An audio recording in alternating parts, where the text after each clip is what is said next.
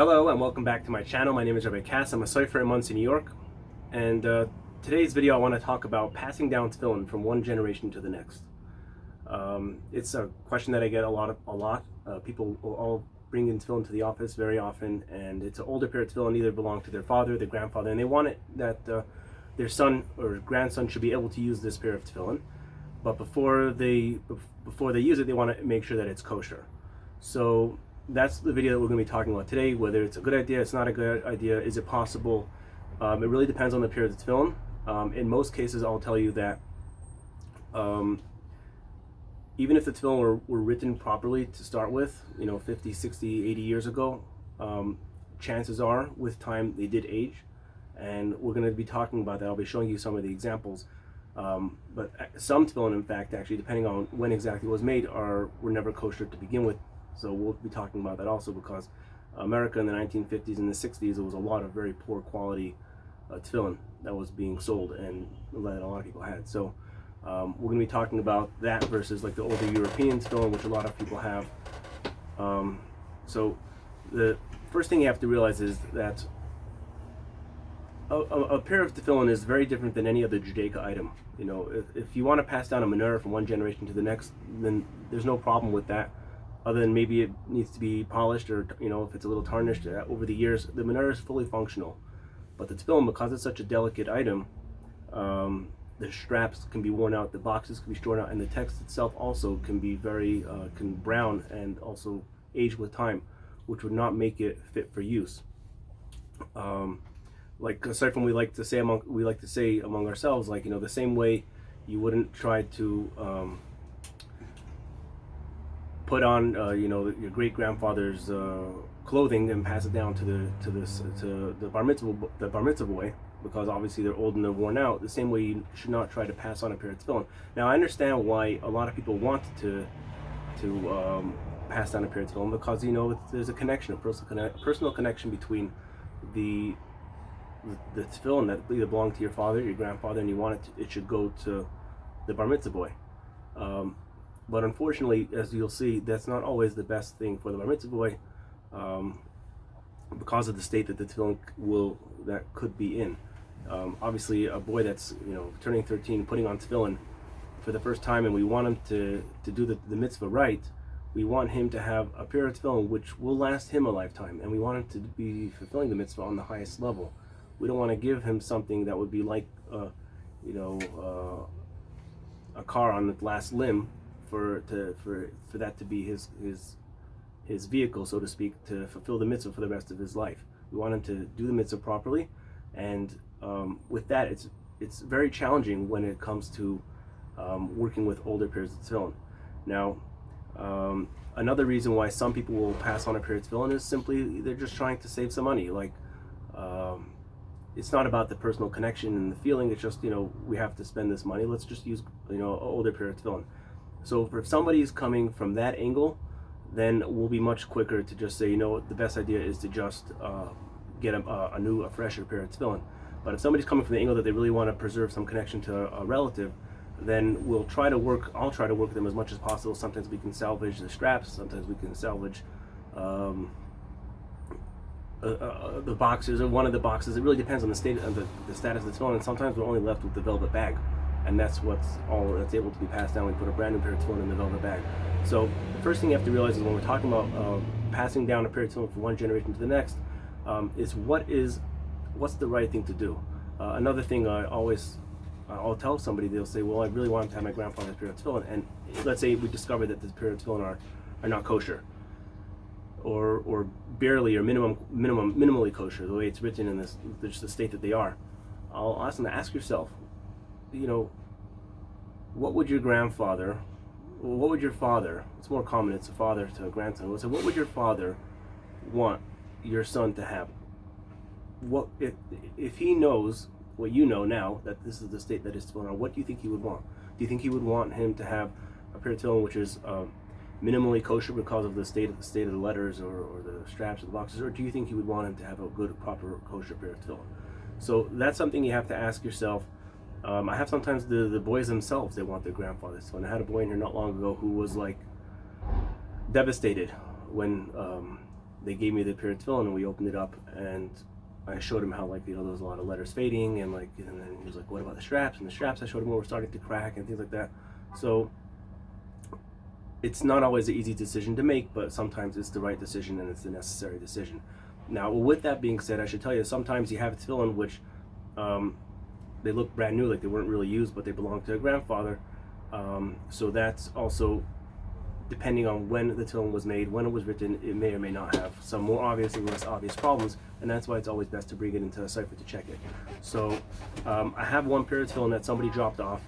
I think it was Thursday last week, and the reason why I haven't done anything with it yet is because the thing that's tricky with tefillin is, if I open up a pair of tefillin and I see that the inside, the parshas, are not kosher because of the way they're written, I'm not allowed to, as a cipher, we're not allowed to close it back up. And the reason for that is because, well, we don't want somebody to put that pair of tefillin on by mistake. Like, I know that it's not kosher, and I'm sewing it back up, and somebody might come to wear it one day down the road thinking that it's kosher.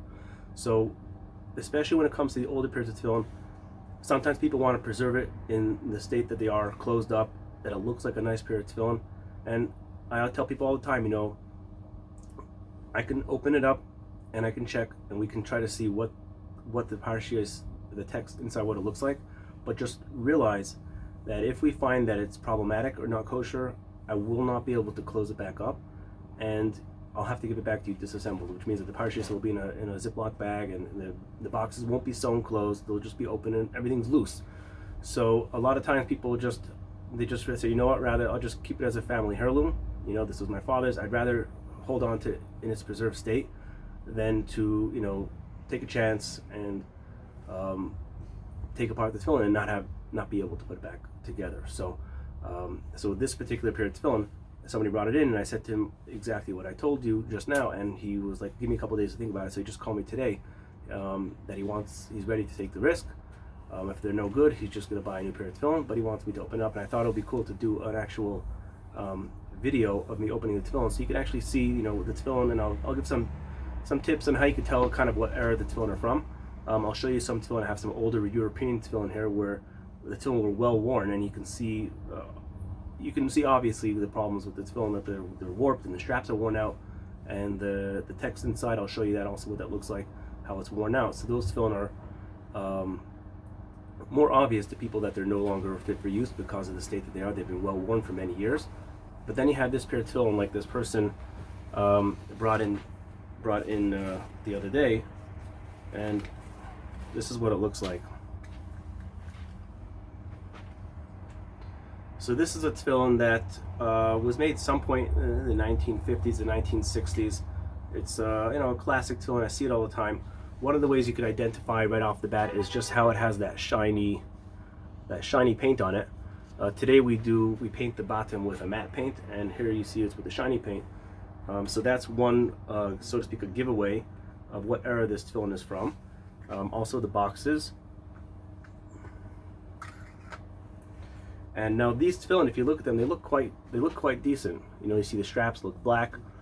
There's no reason to suspect that there's anything really wrong with these tefillin, other than that they're old, and we just want to make sure 100% that they're kosher. So this tefillin that was bought sometime in the 1950s and the 1960s, you have to understand that America in those days did not have the awareness that we have today of having proper kosher tefillin. And we have Sofer here writing. In those days, a lot of the tefillin, they weren't written here. They came from either Israel, or they came from somewhere in Europe, and there wasn't the oversight that we have today, or that they had back in Europe. In Europe, the way it worked basically was every shtetl had a Sofer, and the Sofer basically took care of everybody in his town, and he was known to be a trustworthy individual, and he provided them with the tefillin. But now, the 50s, the 60s, where everything in America was very in its infancy, so to speak, Judaism-wise, and there wasn't a lot of oversight, and a lot of the tefillin was coming from out of the country and other places. And not to say that there wasn't problems with some writing in Europe as well, there was, but there was not the oversight that they had here. So there was a lot of poor quality being sold and being purchased, and unfortunately a lot of the tefillin that people have from their bar mitzvah, their grandfather had from their bar mitzvah, was a very poor quality writing. And so we're gonna open this up now, and we'll see what's inside. Okay, so I'll give you a look at that. So this is the Shel Reish. I always open the Shel Reish first because let me see if I have a knife. I always open the Shel Reish first because the parshas in the Shel Reish are folded versus rolled, and if they're gonna crack from the age, it's gonna be cracking first in the Shel Reish. Okay. Okay, so here you can see the inside of the text just in there. Now I'm gonna pull it out and we'll take a look to see what it looks like.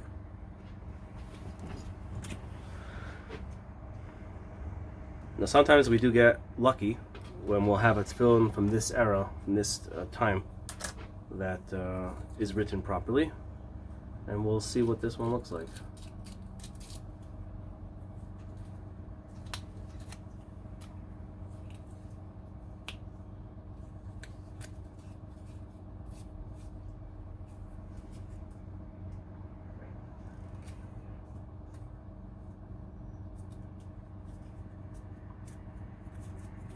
Second.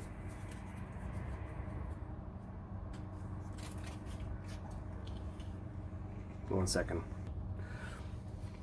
Okay, so I had to pause it because I couldn't pinpoint all the problems on this one just from initially looking at it. And sometimes we'll open up a tefillin, will be so poorly written that I could show you right away on the video. But here, this one's it's pretty good. I mean, there are problems in it, and I'm going to show you from the letters cracking and letters which are not written properly. There are some problems in this tefillin, but it wasn't like glaring obvious at me, so I had to go and quickly run through it, and I'm going to show you some of the problems here. So, like, where did I mark them? So here's some letters that are cracking. You could see that. Where is that? You see the. I'm trying to focus it. Okay. See the yud of Bain? So there's a crack on the foot right there of the yud. So that makes that not kosher. But you can see the vav has a crack that's that's basically going through it. You can see the overall quality of this tefillin. How it's just, look at matzos. Where is it? You just see the overall quality here. You can see how the crowns are disconnected in many places, and the overall quality of the tefillin is just very, very poor quality. I saw one letter that was touching here, this yud ubayom.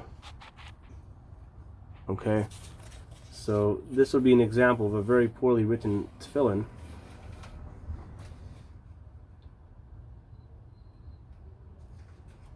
Yeah, this would be very difficult to pass as kosher and to fix just all the letters that are just missing ink all over the place and broken. Well, that I don't know what that letter's.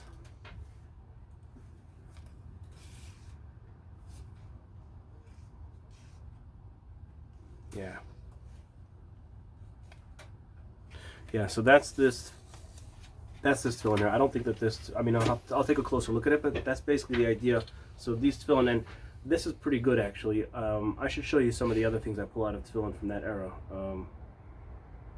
They make it in like it's very often it's far worse.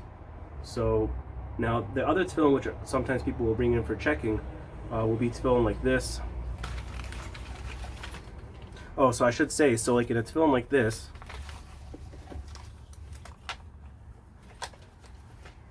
so in a tefillin like this, where the parshas will need a lot of work to bring it up to kosher status, or sometimes the work, it's not possible because there's a lot of cracks in the letters. We'll try to work with the boxes, but sometimes the boxes are a little bit smaller, and it's hard to.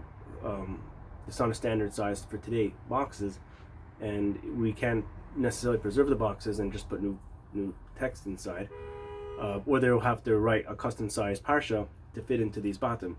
So that's not always possible. So like in this pair of tefillin, in all likelihood, we'll probably reuse the straps because they seem to be in pretty good shape. But the boxes and the parshias will have to put it aside. So, but sometimes you have it tefillin like this, like I'll show you right now.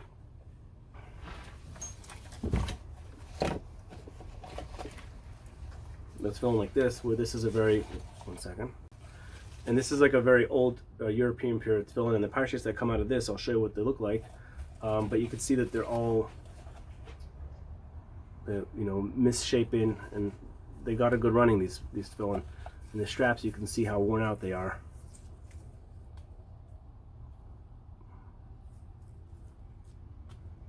You see that? So a lot of times the parshias that come out of these tefillin are much nicer parshias, like really properly written.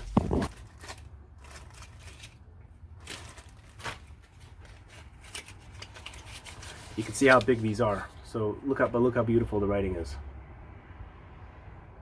Okay, but even in this, if you look closely, you'll see how the crowns of the letters, which are the thinner parts of the letters, are starting to turn a light brown and a fade.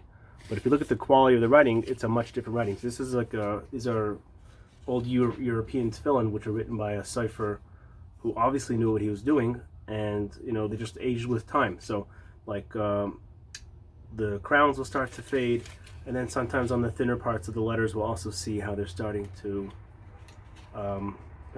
fade. Now the these parshias are pretty good. The problem is they come out of bottom looking like this, and these bottom are oversized. So then there's another challenge with using these tefillin, is even though the parshias might be in a much better state than, let's say, the parshias which I showed you from the tefillin written in the 50s and the 60s, we need to get new boxes for this, and this is such an oversized parsha, it's almost impossible to find boxes that will fit it. So these are just some of the challenges that we'll have with passing down a pair of tefillin, whether the parshias are written well because they were written properly, but they're oversized because they're older, or they're written in America, and very often we have a problem with the writing, and then the boxes being a little bit too small. So these are some of the challenges that we have with passing down a pair of tefillin. If you have any questions, of course you could message me or call me, and if you have a tefillin that you want to pass down from one generation to the next, and you're willing to open them up and see what we could do with them, then obviously that's something that it might be something that you consider. So if you like this video, then please consider subscribing, share the video, and stay tuned for more.